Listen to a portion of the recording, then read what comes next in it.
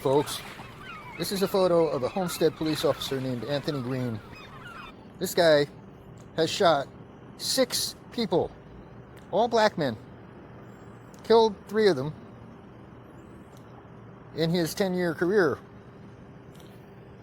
And he was just exonerated of the 6th one, a guy he shot in the back who was unarmed, by our state attorney, Catherine Fernandez-Rundle. This is an article that appeared on Channel 7 WSVN in 2015 after the most recent shooting.